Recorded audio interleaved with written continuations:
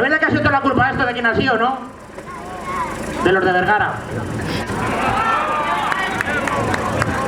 Toda la culpa de los de Vergara. Uno que ponía el cable y yo veía, soy de Vergara. Y yo no creas que... ¿Qué te lo lleváis con los de Vergara? Bien, ¿no? Sí, hacéis así. Si sé lo que dicen de aquí de Mondragón y todo eso. Sé lo que dicen. No lo voy a decir, lo digo. Pero los de Mondragón están ahí abajo, ¿no? Esto sí es el barrio de Santa Marina. Dicen de los de Mondragón, dicen los de allá abajo, los de Vergara, dicen que en Mondragón una puerta así un ladrón, ¿no? Y ellos les dicen que ladrón es tos. ¿Es así o no? ¿No es así? Pues me han engañado en el bar, que lo sepáis, ahí arriba. Bueno, ¿qué tal? ¿Todo bien? Son las fiestas de aquí de Santa Marina, por algo especial, porque por el mar no, ¿no? Es porque, o sea, las pelotas y ya está, y lo hacéis y punto. Y no hay más, ¿a que sí? Ya está.